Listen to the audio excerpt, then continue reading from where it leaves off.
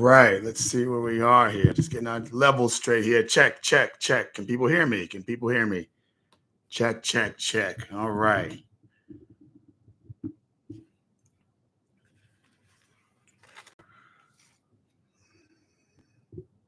All right, we're going to get ready and get started. Waiting for a few people to come in. We'll start when we're a minute in. I'd like to get a few people here to go on board, see where we're at, get my glasses straight here.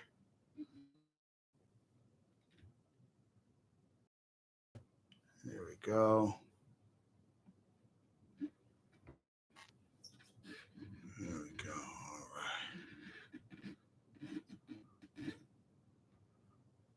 All right.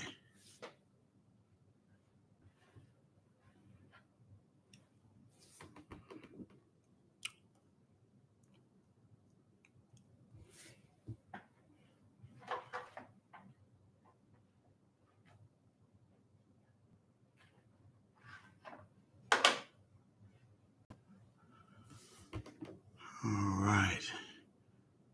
All right. Get a few more people in here. Listen, if you can't be in for the live stream, you can definitely look at the what comes on afterwards. All right.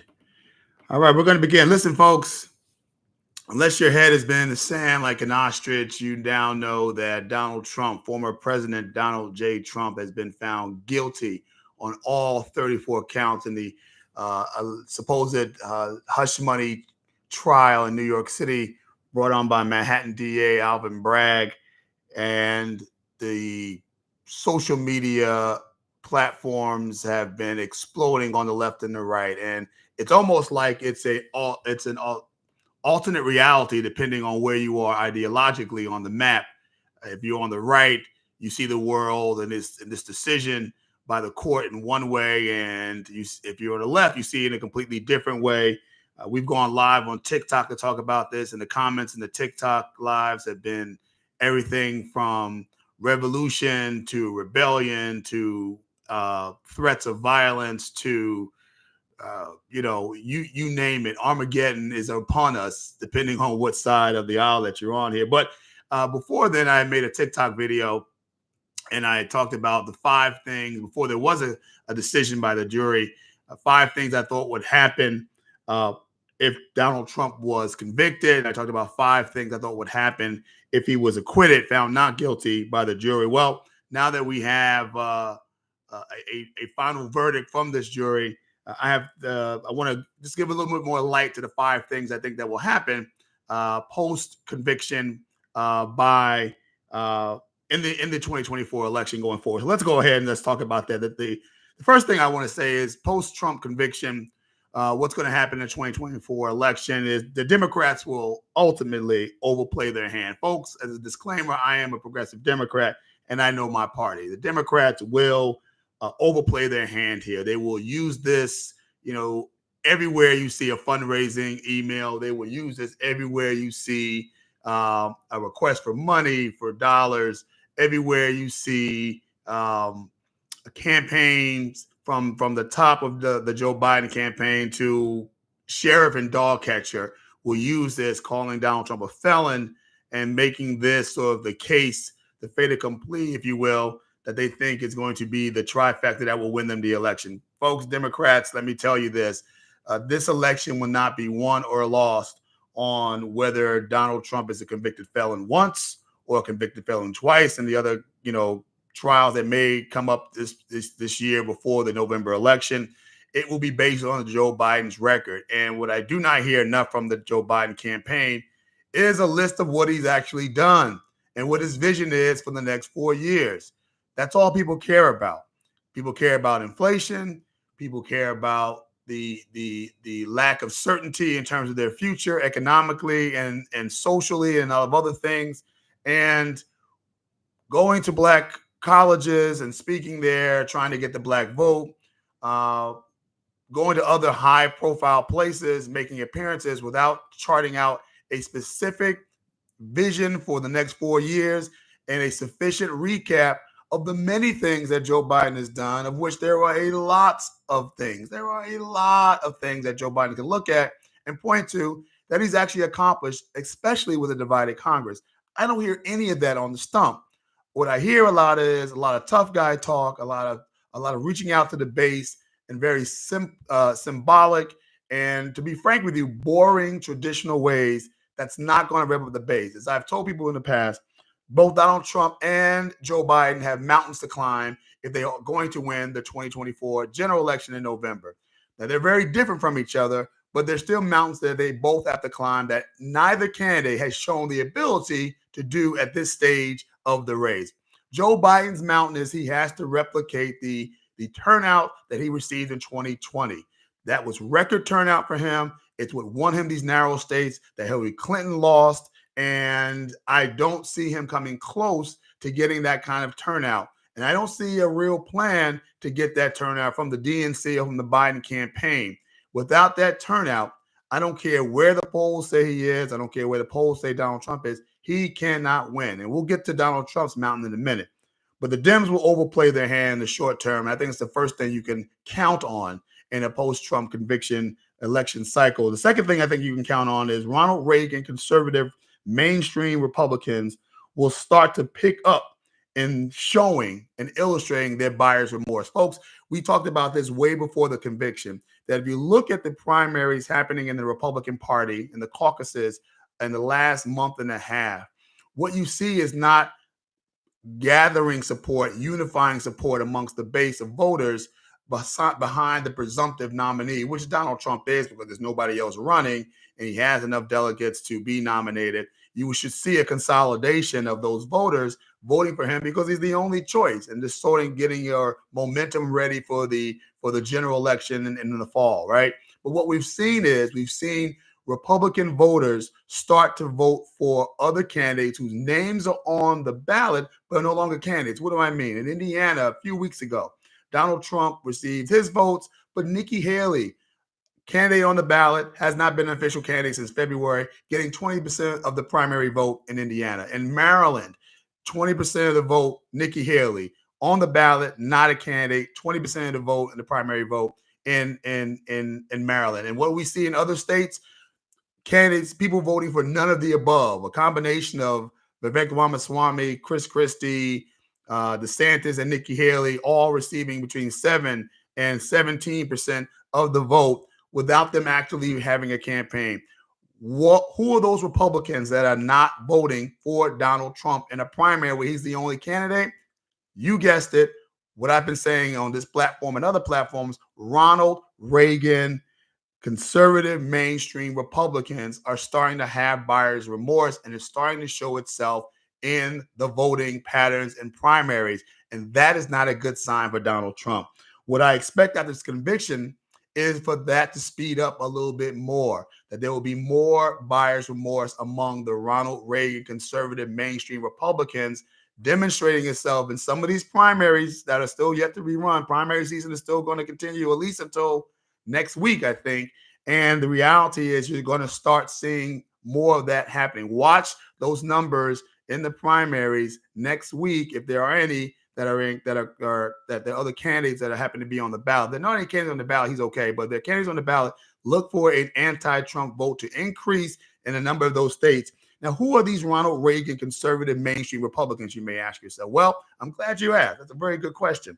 These are the white women, suburban moms who are Republicans, but have their reservations about the MAGA, right? These are white males, well-educated, also in the suburbs. There's a certain age demographic about this. They are voting against MAGA. And as I've seen in some of my content here, please make sure you subscribe and like right here at Curious Formula here on YouTube, on this channel. You will see I have not one, but I have 2 videos that talk about the civil war that's happening within the Republican Party that is getting some coverage, but not nearly the coverage that it deserves, because it's really going to be a key to who wins in November. There is a fight for the soul and the power and the foundation and the philosophy of the modern day Republican Party. One is obviously the MAGA Republicans, the populist uprising takeover of the party led by the cult of personality that is Donald Trump. And it's very it's a population of folks who are very low on ideology. They're very low in terms of having real issues that rally them around Donald Trump. It really is a cult of personality. These MAGA populist Republicans are in the party, coming to certain things and voting Republican strictly because of Donald Trump. They are very anti-institution. They are very anti what they would call the deep state. They are very, in my opinion, very anti-constitutional, and they are very much so in the reign of thinking outside the box. They are repositors. They look at Donald Trump as a repository for all of their grievances against power, against society, against their status in life, and against the history of institutions that they believe have just not done right by the middleman or the little man. And they are angry, right?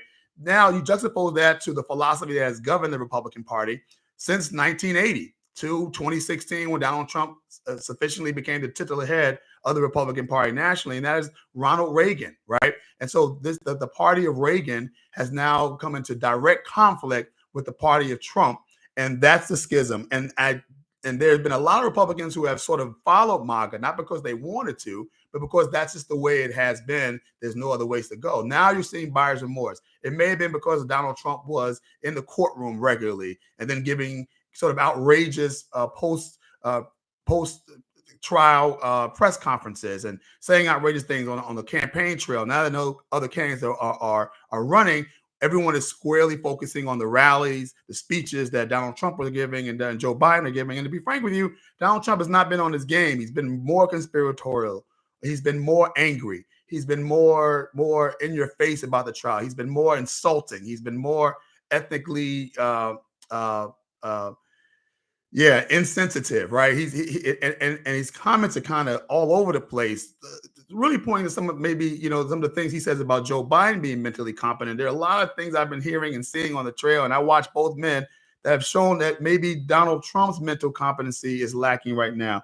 And so that continued fight is going to continue, I think, post-conviction now. I think you're going to see a lot of Republican elected officials who are on the fence about endorsing that will not endorse now.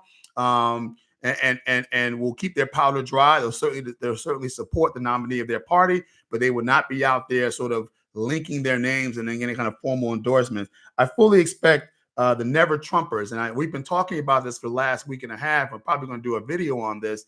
Subscribe, like, and comment though here. Please make sure you do that. It's very important that we get you and get the algorithm up. If you like this kind of content you're not hearing on mainstream media, left or right, please make sure you sign and sign here and comment and be part of what we're trying to do here regularly.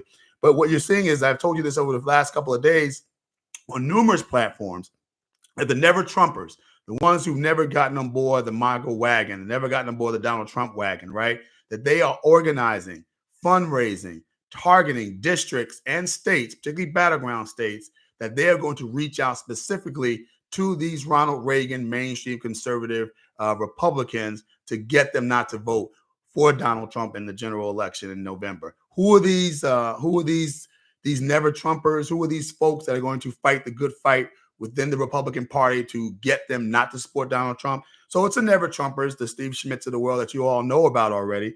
But it's also a number of those Republican congresspeople who left office, retired, rather than run under the banner of Donald Trump, rather than run against Donald Trump and have a far right primary fight take them out, as a number of them did. Excuse me, I just knocked over something. And so they decided to retire from Congress. That happened in 2018, that happened in 2020, and that's happened in 2022, and it's happened in 2024. Ken Buck gave 2 weeks notice and said, I'm out of here, right? I can't do anything here. And then a week after he retired, started coming down the Republican Party and how they and where they're going awry and where they're going amiss. Expect a number of those former Congress people, well-respected people who were chairpersons and ranking members of committees and subcommittees, looking for that group of people to join with the Never Trumpers.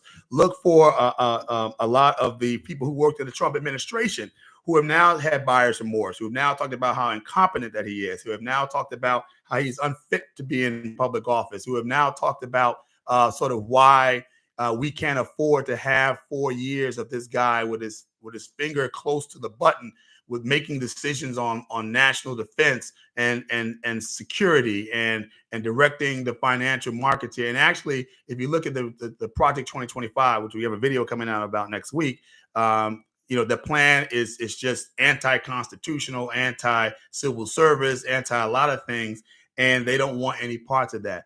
You see this cabal of these never Trumpers like the Chris Christies, the Mitt Romneys of the world, the Christine Todd Whitmans of the world, the Liz Cheneys of the world, and look to see some of the Bush's families, I think, getting into this as well, mixed with these elected officials, mixed with these former folks in the Trump. And I think they're going to get together. I think they're plotting out how they're going to do it right now. They're going to go into targeted areas, targeted states, battleground states, targeted districts within those states. And they're not talking to independents. They're not going to be talking to Democrats. They're going to be talking to Republicans in very small groups in different places and telling them that this man is unfit for office. You heard it here first. The mainstream media is not reporting it. You heard it here first. You will see that effort taking place. It's just a matter of when. I happen to think it'll start after the June 27th debate, which is the earliest debate we've had in over 50 years for a presidential election. I think it definitely starts after Labor Day, when that's the official sort of kickoff of the general election going forward. But look for these mainstream Ronald Reagan conservative Republican types to continue to run from the party nominee. And I think you'll start seeing a softening of Donald Trump's polling numbers and within Republicans. Because, again, I just talked about how Joe Biden has a mountain that he has to climb to get to 270 on Election Day in November. Here's his turnout. Donald Trump's, his big thing is going to be independence and making sure he secures the Republican vote. I'll talk about that a little bit further. The third thing I think is going to happen post-Trump conviction is that I think Trump supporters will be more galvanized and angry than ever before. You're starting to see some of those right now, some of those signs right now. Expect, I hate to say this and predict this because no, God forbid, we don't want any of this stuff to happen, but look for potential and expect some violent incidences to happen in America. Yes, it's unfortunate that we cannot have a rule of law, that we cannot have a jury decision, that we cannot have the American jurisprudence system, the American judicial system work it out and not have violence as an aftermath based on a decision. But if you read and look closely to what's happening online, what's being said online by a number of people who happen to be on that side of the ideological spectrum, you can expect something to happen. Hopefully no one gets hurt. Maybe it's just property damage. Hopefully nobody gets beyond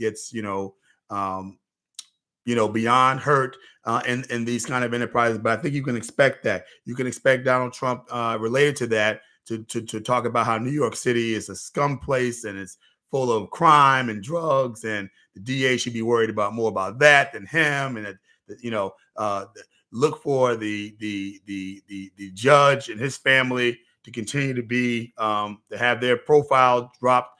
I pray to God that the jurors' identities are not made known, that they're not profiled, that that stuff doesn't come out about them. But we'll wait and see. But I think you can expect that. The fourth thing I think you can expect post conviction now is that the independent margin gap between Joe Biden and Donald Trump is going to grow. As I've said before, so now we can talk about the mountain that Donald Trump has to climb and win if he plans to win in November. And again, mainstream media makes this more complicated than it needs to be. It's really this simple, and it's really this forthright and right in your face.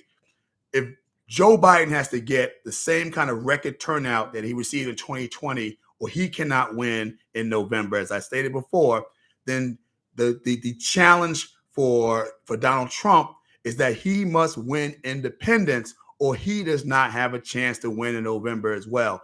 I don't know why, for the life of me, this is some kind of mystery that nobody talks about on MSNBC or Fox or Newsmax or News Nation.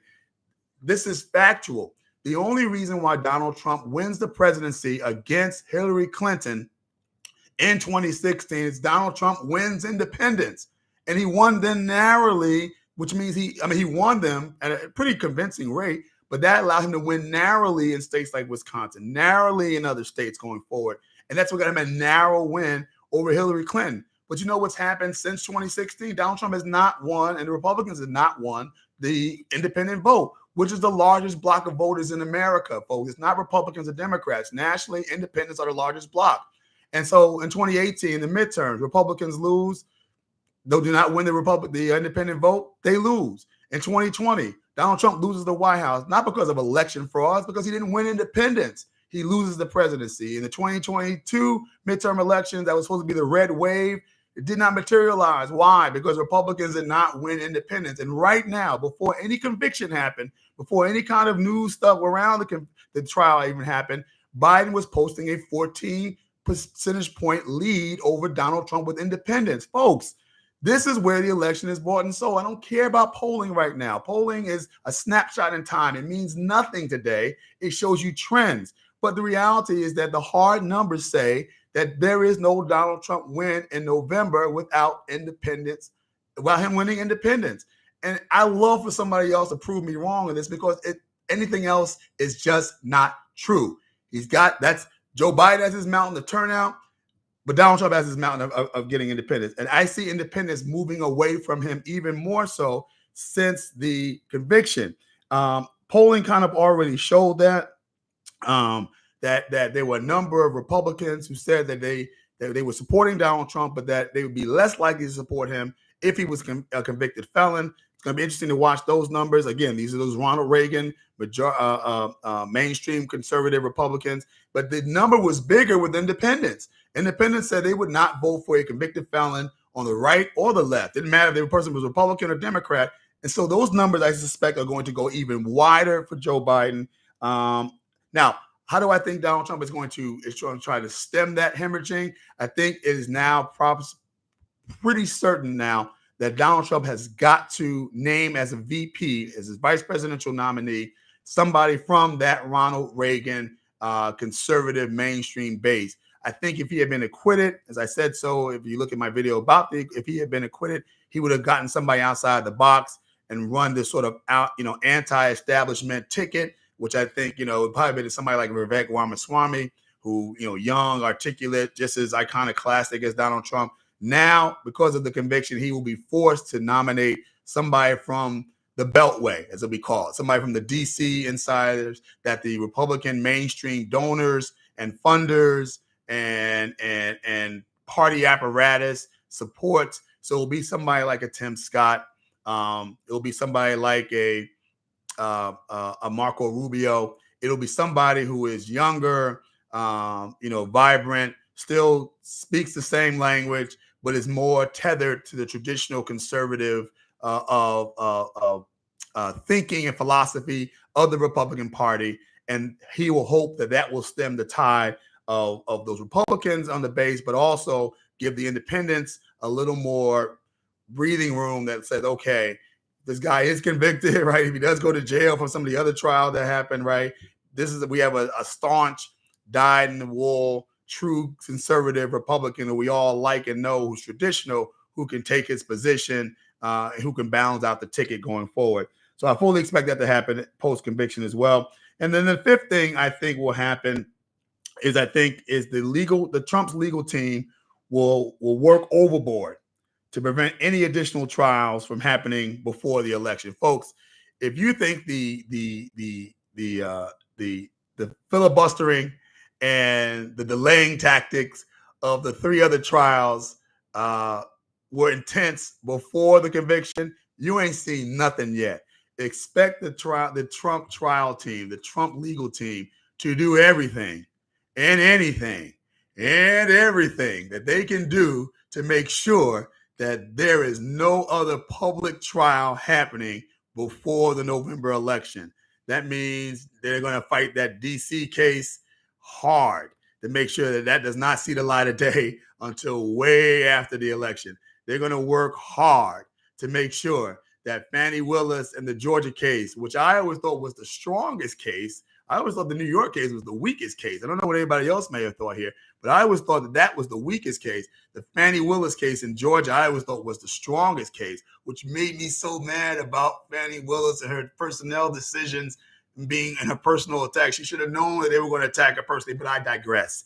But they're going to make sure that Georgia case, the case that's a state case, that if Donald Trump wins the presidency, he can't pardon himself from, right? The one that had the whole group of people who are plea dealing their way, right, into this RICO's act, the way they're coming at it, it's RICO-like.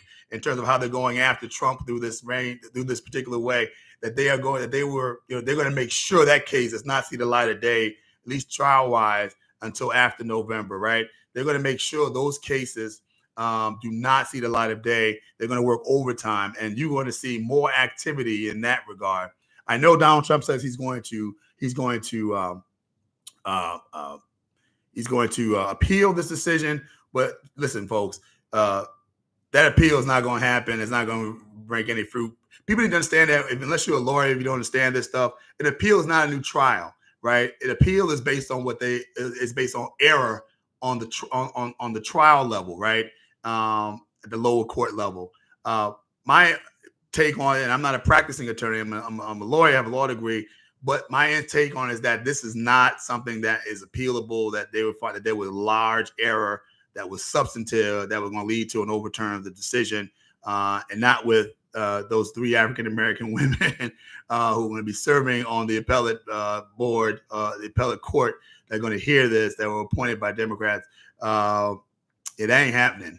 So those are the 5 things I think are going to happen post-Trump conviction. Let me know what you think. Subscribe, like, and comment here on this channel and on this video. We have a lot of folks here. Those of you who are here live, thank you for being here. We're building this as we grow. But subscribe, like, and comment here. I'd love to hear what you have to say. Until we get some more long-form content up, we're going to keep doing lives every other day, just so we keep the algorithm moving and keep new content coming before you. So thank you for listening. Stay curious, and remember, think it ain't illegal yet.